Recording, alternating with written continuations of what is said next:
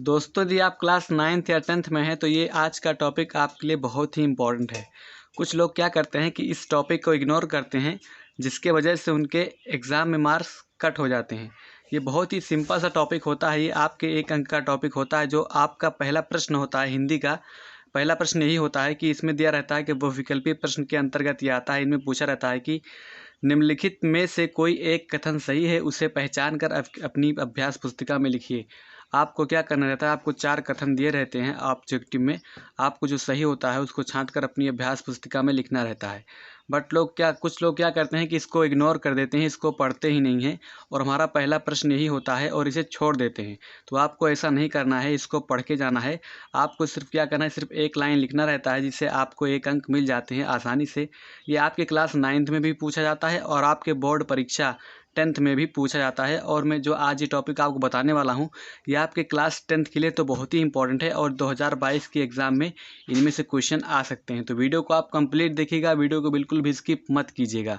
यदि वीडियो पसंद आए और जानकारी अच्छी लगे तो वीडियो को लाइक, शेयर और हमारे चैनल को सब्सक्राइब जरूर करिएगा। तो आइए बिना टाइम वेस्ट किए हम वीडियो को शुरू करते हैं। दोस्तों सबसे पहले आपके जो 10th का या 9th का हिंदी का पेपर होगा, आपका सबसे पहला प्रश्न यही दिया रहेगा और उसमें लिखा रहेगा निम्नलिखित में से कोई एक कथन सही है, उसे पहचान कर लिखिए। जैसे आपको मैं पहला प्रश्न दिखा देता हूँ, यहाँ पर देखिए। पद्मलाल पुन्नालाल बख्शी कवि के रूप में प्रसिद्ध हैं। राय कृष्णदास गद्य गीतकार थे। डॉक्टर राम कुमार वर्मा कहानीकार थे। अब देखिए इनमें से जो तीनों कथन दिए गए हैं, आपको ये पता होना चाहिए कि इनमें से कौन सा कथन सही है। तो देखते हैं इनमें से कौन सा कथन सही है। तो यहाँ पर हमारा दूसरा कथन सही है, सेकेंड वाला, कि उत्तर यहाँ पर आप देख सकते हैं कि राय कृष्णदास गद्य गीतकार थे। हमारा ये वाला सेकेंड वाला ऑप्शन सही है। आपको भी ऐसा करना है, आपको जो ऑप्शन सही रहेगा उसी को टिक करके लिख देना है, आपको 1 अंक आसानी से मिल जाएंगे।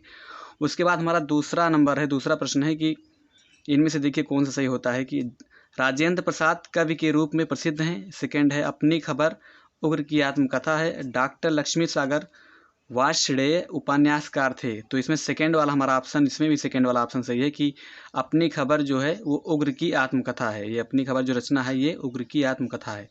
उसके बाद हमारा तीसरा क्वेश्चन है, श्याम सुंदर दास कवि हैं। सेकेंड हमारा है रामचंद्र शुक्ल निबंध समालोचक और इतिहास लेखन के लिए प्रसिद्ध हैं। प्रेमचंद कवि के रूप में पसंद है। तो हमारा तीसरा जो प्रश्न है इसमें से हमारा उत्तर सही होगा। इसमें भी हमारा सेकेंड वाला उत्तर सही होगा। जो रामचंद्र शुक्ल हैं वो निबंध समालोचक और इतिहास लेखन के लिए प्रसिद्ध हैं। तो हमारा ये सेकेंड वाला उत्तर सही हो जाएगा। दोस्तों मैं आपको टॉप 10 ऐसे बहुविकल्पीय प्रश्न बताने वाला हूं जो आपके बोर्ड परीक्षा 2022 के लिए बहुत ही इंपॉर्टेंट है और आप लोग इसे ज़रूर से ज़रूर पढ़ लीजिएगा। तो आइए हम अगला प्रश्न देखते हैं। हमारा अगला प्रश्न है चौथा वाला। इसमें देखते हैं कौन सा ऑप्शन सही होता है। हमारा फर्स्ट है जयप्रकाश भारती एक अच्छे कवि थे। फिर उसके बाद हमारा सेकंड है आचार्य रामचंद्र शुक्ल प्रसिद्ध निबंधकार थे। हरिभाऊ उपाध्याय अच्छे गीतकार थे। उजली आग डॉक्टर राजेंद्र प्रसाद की रचना है। तो इनमें से हमारा जो सेकंड वाला ऑप्शन है, इसमें भी हमारा सेकंड ही वाला ऑप्शन सही है कि आचार्य रामचंद्र शुक्ल प्रसिद्ध निबंधकार थे। आचार्य रामचंद्र शुक्ल क्या थे, एक प्रसिद्ध निबंधकार थे। तुम्हारा ये वाला ऑप्शन सही है। उसके बाद हमारा पांचवा क्वेश्चन है कि फर्स्ट में है कि डॉक्टर राजेंद्र प्रसाद कवि के रूप में प्रसिद्ध हैं। निराला की साहित्य साधना जीवन चरित्र पर लिखी साहित्यिक कृति है। हरिभाऊ उपाध्याय एक अच्छे कहानीकार थे। प्रेमचंद प्रसिद्ध आलोचक थे। तो इसमें भी हमारा सेकेंड वाला ऑप्शन सही है कि निराला की साहित्य साधना जीवन चरित्र पर लिखी साहित्यिक कृति है। फिर उसके बाद हमारा अगला क्वेश्चन है कि 6 वाला, प्रश्न नंबर 6 हमारा है, फर्स्ट है कि हरिभाऊ उपाध्याय का हिंदी नाट्य साहित्य के उन नायकों में से महत्वपूर्ण स्थान है। मिट्टी की ओर रामधारी सिंह दिनकर का निबंध संग्रह है। कहनी अनकहनी डॉक्टर धर्मवीर भारती का नाटक है और गोदान प्रेमचंद की प्रसिद्ध काव्य कृति है। तो इसमें हमारा सेकेंड वाला ऑप्शन सही है कि मिट्टी की ओर रामधारी सिंह दिनकर का निबंध संग्रह है। आपको यहाँ पर जो डार्क ब्लैक में दिखेगा वही वाला ऑप्शन सही दिखाएगा। हमारा सातवां क्वेश्चन है कि फर्स्ट में है तितली जयशंकर प्रसाद की प्रसिद्ध कहानी है। सागर की लहरों पर डॉक्टर भगवत चट्टोपाध्याय द्वारा रचित यात्रा वृत्तांत है। और हमारा थर्ड में है कि सूरज का 7वां घोड़ा धर्मवीर भारती का निबंध संग्रह है। तो इसमें हमारा दूसरा ऑप्शन सही है कि सागर की लहरों पर डॉक्टर भगवत चट्टोपाध्याय द्वारा रचित यात्रा वृत्तांत है। आपको ऐसे ऑप्शन में से छांट कर अपनी अभ्यास पुस्तिका में लिखना रहेगा। उसके बाद हमारा अगला क्वेश्चन है 8वां नंबर।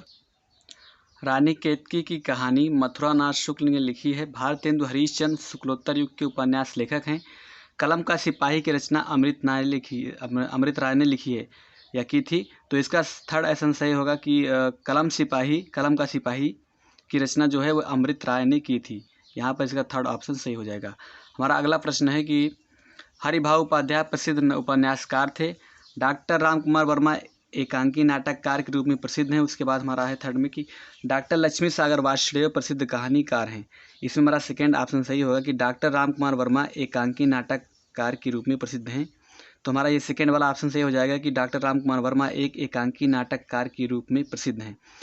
उसके बाद हमारा 10वां और लास्ट क्वेश्चन है कि आचार्य रामचंद्र शुक्ल एक प्रसिद्ध आलोचक हैं। डॉक्टर लक्ष्मी सागर वार्ष्णेय कवि के रूप में प्रसिद्ध हैं और श्री गुलाब राय कहानी लेखक हैं। तो हमारा फर्स्ट ऑप्शन में सही कि आचार्य रामचंद्र शुक्ल एक प्रसिद्ध आलोचक हैं। जो आचार्य रामचंद्र शुक्ल हैं वो एक प्रसिद्ध आलोचक के रूप में प्रसिद्ध हैं। तो यहाँ पर हमारा पहला ऑप्शन सही हो जाएगा। इसी तरह दोस्तों आपको इस प्रश्न को सॉल्व करना है और आपको पेपर में ये प्रश्न को छोड़ना नहीं है, इसको जरूर कर देना है और आपको इसको तैयार भी कर लेना है। दोस्तों यदि वीडियो पसंद आया हो तो वीडियो को लाइक शेयर कर दीजिए और चैनल को सब्सक्राइब कर दीजिए। यदि इसमें कुछ ना समझ में आए, इसमें कुछ डाउट हो तो आप नीचे कमेंट में पूछ सकते हैं। मिलते हैं नेक्स्ट वीडियो में न्यू टॉपिक के साथ। तब तक के लिए जय हिंद, वंदे मातरम।